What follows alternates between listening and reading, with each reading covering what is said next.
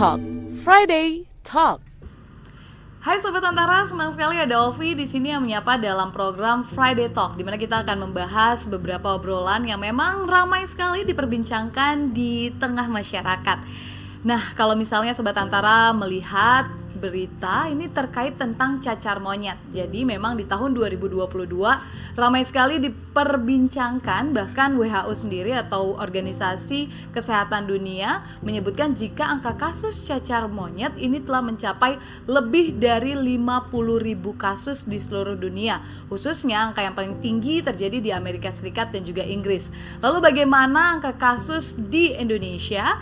Dengan kemarin kalau nggak salah di bulan Agustus Sobat Antara ini sempat dikonfirmasi ada satu kasus atau satu pasien yang sudah terkonfirmasi kasus cacar monyet. Yuk kita akan membahas langsung kasus tersebut agar kita tidak salah dalam menerima informasi bersama Dr. Hani Nilasari SPKK. Jadi beliau adalah Satgas Monkeypox PBID. Halo dok. Halo, selamat siang. Selamat siang dok. Terima kasih sudah mau ke Antara untuk membahas tentang isu yang Ovi bilang tadi sangat hangat di masyarakat.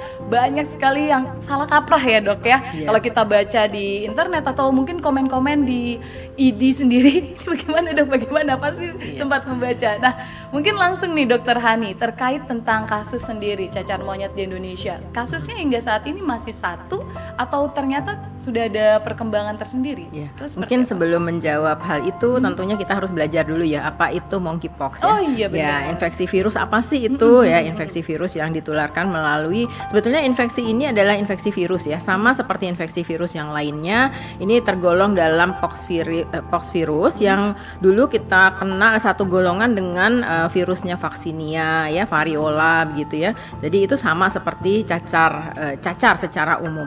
Di tahun 50-an itu teridentifikasi ada satu virus yang disebut monkeypox begitu. Dan kemudian itu sebetulnya adalah virus zoonosis, artinya ditularkan dari hewan ke hewan yang lain. Kemudian bagaimana bisa terjadi infeksi pada manusia? Nah, infeksi pada manusia tentunya terkena akibat orang yang terpapar dari gigitan, misalnya ya gigitan binatang tersebut yang mengandung virus monkeypox, dan kemudian berkembanglah dari orang ke orang ternyata. Dan saat ini menjadi isu kesehatan global ya, karena tadi sudah disampaikan bahwa orang yang terkena atau terkonfirmasi terkena penyakit ini itu sampai 50 ribuan. Dan yang paling harus kita garis bawahi atau harus menjadi concern kita bersama adalah kasus-kasusnya ini bukan di lokasi atau di negara-negara yang memang endemis. Ya, sudah banyak sekali laporan-laporan di negara-negara yang non endemis. Kalau yang endemis itu kan kita sebut di Afrika Tengah, Afrika Barat begitu ya. Tetapi ini sudah berpindah virusnya itu ke negara-negara yang non endemis. Di Asia Tenggara sendiri, Singapura, Thailand dan Filipina itu sudah melaporkan sejumlah kasus ya, kisarannya dari 4 sampai 16 kasus. Nah, di Indonesia sendiri bagaimana? Di Indonesia sendiri sudah dinyatakan oleh Kementerian Kesehatan bahwa ada satu kasus yang terkonfirmasi. Dan itu pun disampaikan bahwa kasus tersebut adalah kasus pada seorang muda usianya 27 tahun dan itu ada riwayat bepergian ke negara yang memang sudah terkonfirmasi. Jadi artinya disitulah pintu masuknya. Jadi ada kunjungan ke lokasi yang memang ada kasus terkonfirmasi, baru dia datang ke Indonesia dan kemudian bergejala. Ya, berarti memang ditekankan ada riwayat perjalanan ya ke negara terkonfirmasi. Oke, sebelum kita membahas lebih lanjut, mungkin sedikit kita mundur ke belakang tentang gejala nih. Karena tadi kan ini hampir mirip dengan adanya penyakit-penyakit cacar seperti cacar air atau chickenpox ya dok ya. Cacar monyet ini apa yang paling menonjol dibandingkan cacar-cacar lainnya? Ya. Jadi cacar monyet ini atau monkeypox ini bergejala ada yang kita sebut masa inkubasi, sama seperti masa inkubasi pada infeksi virus yang lama yang lain ya begitu ya. Jadi ada masa inkubasi di mana virusnya masuk ke dalam tubuh seseorang, kemudian dia bereplikasi, artinya virusnya memperbanyak diri, tetapi pasien belum bergejala. Selama belum bergejala dia tidak akan menularkan kepada orang lain. Itu yang kita sebut masa inkubasi. Nah, Nah, kemudian virusnya bertambah banyak, kemudian mulai muncul gejala. Gejala yang paling sering adalah gejala demam. Tadi sudah disampaikan juga ya bahwa beberapa pasien melaporkan demam. Jadi lebih dari 70% pasien mengalami demam. Kemudian ada pembesaran kelenjar getah bening, kemudian diikuti oleh nyeri otot, nyeri kepala, atau rasa lemas sama seperti infeksi virus yang lainnya. Kemudian fase itu terlalui, kemudian masuk ke fase erupsi kulit namanya. Jadi kelainannya memang ada di kulit, makanya disebutnya cacar.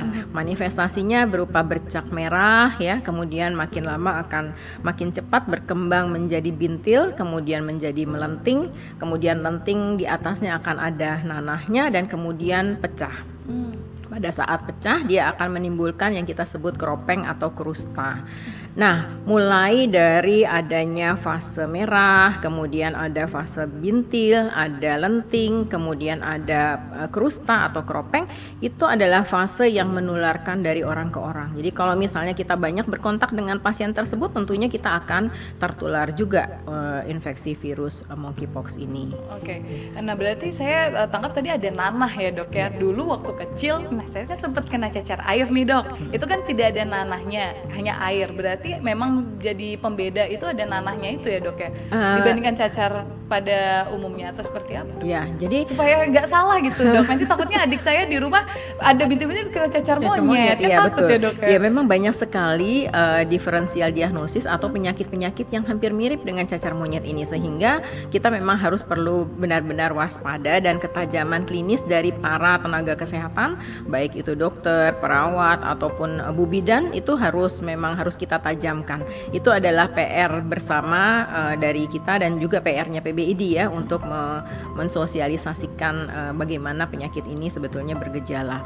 Dan tadi disampaikan bahwa gejalanya hampir mirip betul sekali. Jadi kalau misalnya tadi cacar air, biasanya cacar air itu kalau misalnya pasien anak-anak kan biasanya menyerang pada anak-anak ya kalau cacar air ya. Kalau cacar bisa pada dewasa begitu ya. Jadi umumnya sih pada anak-anak kalau cacar air. Kemudian fase erupsi kulitnya hampir mirip ya, seperti yang tadi sudah disampaikan. Kalau misalnya dia terkena infeksi sekunder atau infeksi bakterial di atas infeksi virusnya, dia juga bisa bergejala seperti melenting, melepuh, dan kemudian juga ada pusnya atau ada nanahnya di ujungnya. Nah, yang membedakannya adalah mungkin salah satunya adalah penyebaran. Jadi kalau cacar monyet ini umumnya ada di lokasi-lokasi yang memang terkontak dengan pasien yang terkonfirmasi tersebut.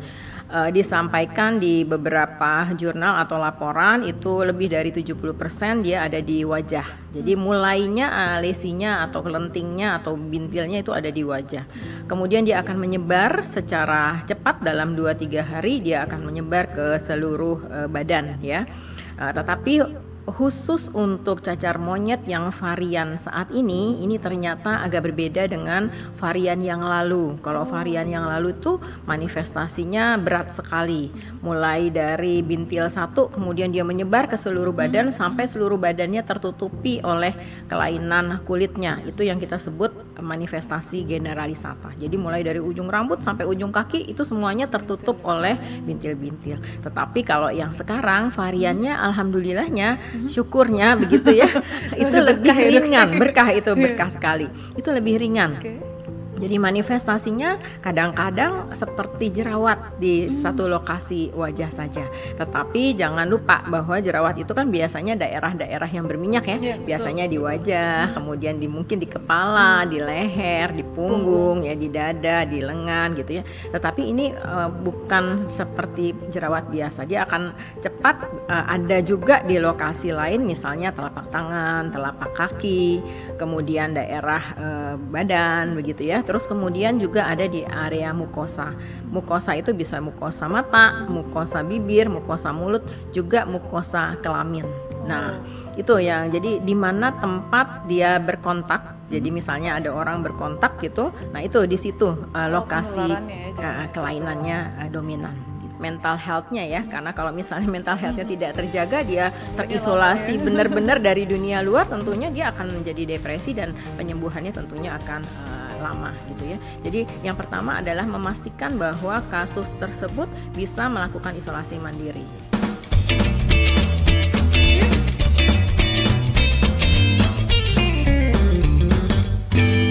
Friday Talk. Friday Talk.